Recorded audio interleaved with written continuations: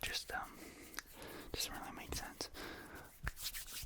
Why doesn't it make sense? You're probably wondering. Well, because we're going to be reading some more comments on Reddit. I might do some more soft-spoken mixed in with the whispering. So we'll see. We'll see how it goes, but I'm probably going to do a little bit of both because that's how I like it. I like mixing it in. So, yeah, let's jump into some ridiculous history facts. Starting with Abraham Lincoln's son, Robert Todd Lincoln, was present at 3 different presidential assassinations. After McKinley, he decided not to accept any more invitations. I am not too familiar with the 2 assassinations other than Lincoln because I'm Canadian and I don't know American history all that well, but that seems like he has some really, really bad luck, if I'm being honest. The first known political cartoon is Egyptian and shows Hatshepsut. I'm sorry if I completely biffed that. The only woman pharaoh pegging her lover and chief architect Senmut. I'm not going to explain what pegging is. You can Google it if you want. 101 years ago, a massive tank of molasses burst open in Boston, causing a sticky wave that killed 21 people and injured well over 100. The Great Molasses Flood spread at about 35 miles an hour. I shouldn't laugh, but that just sounds ridiculous. Former U.S. President Andrew Jackson was approached by a man who pulled a gun on him. This was also the first assassination attempt on a U.S. president, just a side note. The man pulled the trigger and the cap went off, but the gunpowder failed to light. The man pulled a second gun and fired, but the gunpowder again failed to light. The assassination tried to get away, but not before Andrew Jackson got him and beat the shit out of him with a cane. Andrew Jackson is apparently like this beefy, like, brawling legend. He is such a I feel like I've read so many stories about Andrew Jackson just like destroying people in fights and like people trying to kill him and failing. He sounds like the craziest U.S. president in history. I love that guy. I could probably just do a whole video just on Andrew Jackson facts, but that'd be weird. Karl Marx's great-great-grandson has a YouTube video of him doing parkour called exclamation marks. And apparently it's pretty good. I wish I could show that, but copyright and everything, you can look it up yourself if you're interested. The entire country of Malta was awarded the George Cross for its effort in World War II. It's still on their flag. I should probably know what the George Cross is, but I don't.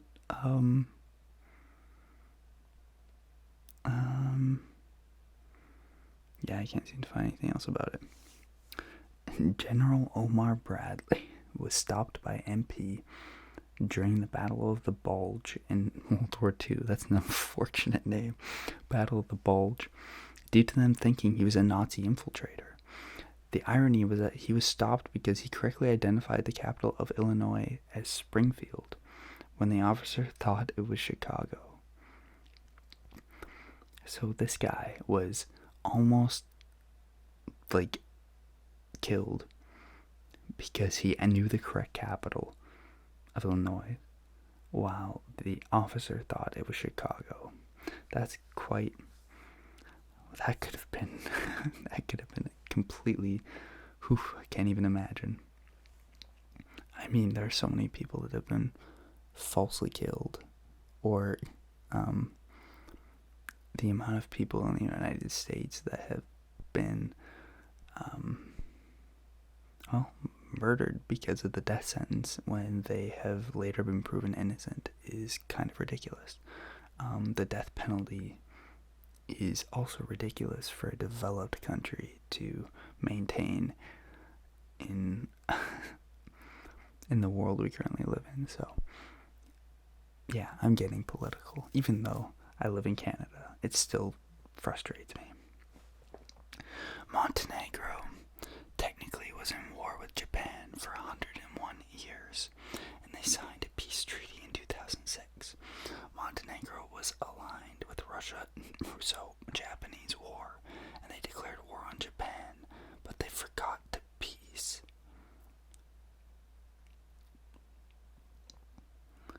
That's confusing. That's ridiculous. During the Cold War, there was an idea to drop extra large condoms labeled medium onto the Soviets to make them think we were anatomically superior and be more afraid of fighting us. Literally trying to win the Cold War by making them believe we have bigger dicks. Talk about the ultimate dick measuring contest. The top response: whoops, I dropped my monster condom for my magnum dog. This is becoming like sexual facts. I'm sorry. I feel like I read this one last time about the potatoes not being popular in France until they were popularized because they placed armed guards around it, which made everyone believe they were good potatoes or a good source of food, and that's what got potatoes, or that's how potatoes caught on as a popular food.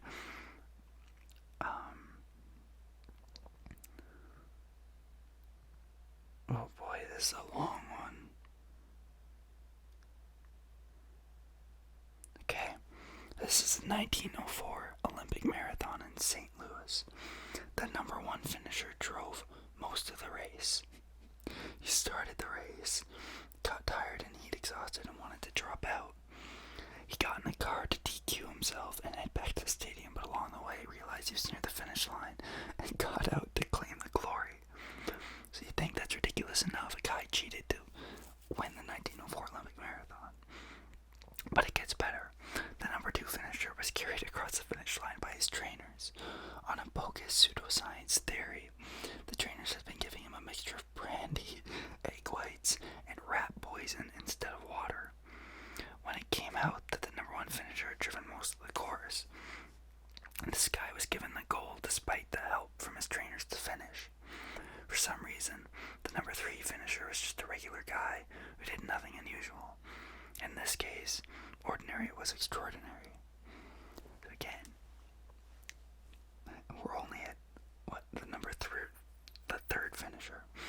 The fourth finisher was a Cuban mailman who had raised the money to attend the Olympics by running around his entire country and asking for donations. When he landed in New Orleans, he lost all of the money gambling. He managed to scrounge enough to get to St. Louis and attend the Olympics. However, he had no money for athletic gear. So he ran in dress shoes and pants and hacked off at the knee by a fellow racer who happened to have a knife. Oh, his pants were hacked off at the knee, not his leg. He probably would have come in first had it not been for the hour-long nap he took on the side of the road after eating rotten apples he found at an orchard near the course.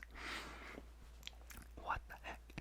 The number 9 and number 12 finishers were from South Africa and ran barefoot. South Africa didn't actually send a delegation. Those were students who just happened to be in town and thought it sounded fun. Number 9 was chased a mile off course by angry dogs. Just imagine, it's like the early 1900s. You happen to be in town for the Olympics, and you're just like, sure, let's just run this marathon because it's fun. It's so ridiculous. Half the participants had never raced competitively before. Some died. St. Louis only had one water stop on the entire run. That's a marathon with one water stop. This, coupled with dusty roads and exacerbated by the cars kicking up dust, led to several fatalities. The Russian delegation arrived a week late because they were still using the Julian calendar until 1918, while everyone else was using the Gregorian calendar. Credit to Drake and Pyrothian for the synopsis. Whew. Wow. The early because you sure got a load of that. 1904 was one hell of a year. Pepsi once had the 6th largest military in the world after the price of Russian vodka couldn't cover their deal for Pepsi products. So they traded 17 submarines, a frigate, a cruiser, and a destroyer for a trade deal. Fun fact, the president of PepsiCo at the time told the National Security Advisor, "We are disarming the USSR faster than you are." That's just crazy. A freaking pop company had the 6th largest military in the world because Russia was so desperate for Pepsi products. It's just so ridiculous.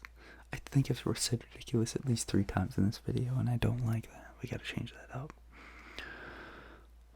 Okay.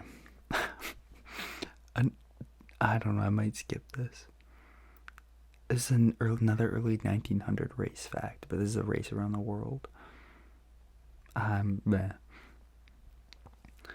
Hitler, Stalin, Trotsky, Freud, and Tito were all living in the same area of Vienna in 1913. That's crazy. I wonder if... I'm sure some of them had met, obviously, but... it's just crazy thinking about that. Like the role those 5 would play in the world, and they were all potentially just sitting in the same room in 1913. The capture of the Dutch fleet at Den Helder on the night of the 23rd of January 1795 presents a rare occurrence of a naval battle between warships and cavalry, in which a French revolutionary hussar regiment captured a Dutch Republican fleet frozen at anchor between 3 kilometers stretch of sea that separates the mainland port of Den Helder and the island of Texel. After a charge across the frozen Zuiderzee, the French cavalry captured 14 Dutch ships and 850 guns. A capture of ships by horsemen is an extremely rare feat. I guess that's cool. Horsemen caught some ships, captured ships, not caught. But yeah, that's crazy.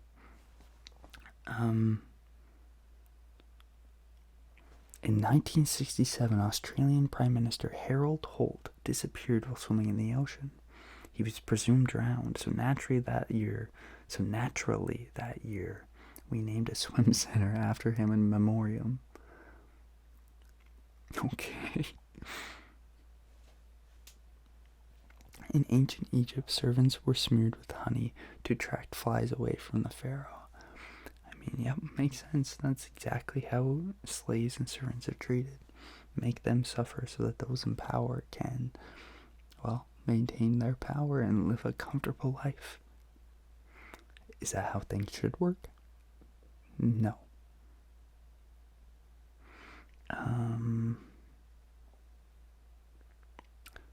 During the Viking era, there was a leader named Sigurd. He allied with a Viking warlord named Thorstein. He wanted to conquer more land and expand his territory. He had already been very successful in doing so. This was until he feuded with another leader called Mael Bucktoothed, or Mael Tusk, as his front 2 teeth were normally large and buck-toothed. They decided to settle their matters on the battlefield, and both agreed on bringing 40 men each for the battle. However, Sigurd ignored the terms and brought 80 men. Bucktooth had realized he'd been betrayed, but did not give up. They killed a number of Sigurd's men, but alas, they were overpowered and all killed. Here's the catch. After the battle, Sigurd ordered his men to behead all the enemies and tie them to their saddles as trophies. However, as Sigurd rode home in victory, the severed head of Bucktooth pierced his leg, which led to an infection, killing him soon after. Wow. Assuming that's accurate, wow, that's a heck of a story. The buck teeth of the fallen warrior were the downfall of the, traitor. Not really traitor, more just like a cheater. Because he didn't really betray the guy, they weren't friends. But he cheated. And he won. Colombia has a period of history literally called the dumb homeland period because of how incredibly dumb politicians acted at the time. I wonder if that's what we'll call 2016 through 2020 for Americans. You're welcome. Herostratus is the guy who burnt down the Temple of Artemis. The only reason he did it was to have his name written down in history. What a legend. Also, kind of selfish, horrible, and makes me strongly dislike the guy. But at the same time, kind of crazy. What would you do to have your name written in the history books? Would you burn down a massive, important monument? I kind of hope you wouldn't, but I kind of don't blame you, maybe. But it's not like you would know if your name was written down in history because you'd be dead. Before Abraham Lincoln became a politician, he was a champion wrestler. With more than 300 bouts under his belt, Lincoln only lost one match in his career and was inducted into the National Wrestling Hall of Fame in 1992. 1992. Lincoln was inducted into the National Wrestling Hall of Fame. That's crazy. I mean, again, I'm sure he didn't know, but it's still cool that he was such a good wrestler that they honored him 100 plus years later. At one time, there was not only a pope and an anti-pope, but also a counter-anti-pope. Yeah, there's the splits in the Catholic Church and the Orthodox Church and then the Protestantism. It made things complicated. Thomas Jefferson and John Adams died on the same day, July 4th, 1826, the 50th anniversary of them both signing the Declaration of Independence. Adams' last words were, Thomas Jefferson survives. He was wrong by about 5 hours. That's rough. The first bomb dropped on Berlin by the British during World War II claimed no human casualties, but it did kill an elephant. Never forget. That's so sad. Put an F in the chat, please. One elephant dies.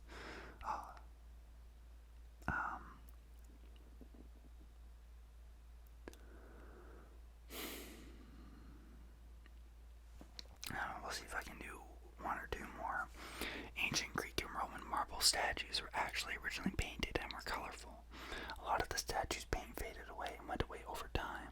Some people cleaned off the paint thinking it was debris or dirt, and other people just plain cleaned and removed all of the paint off because they preferred the look of white marble. Rome was actually a very colorful city, and it wasn't all made of just boring plain white marble. That's really interesting, actually. That's also really sad that it was all taken off because it looked better just white. But I guess it doesn't surprise me that people would whitewash statues, considering the world today. Okay, the last one. There are literally entire books of anecdotes of this sort on Ben Franklin. That man was the OG of trolling. He was so good at trolling under the pen name of a female. Silence too good. He received several marriage proposals. Only then did he reveal her true identity. Benjamin Franklin was truly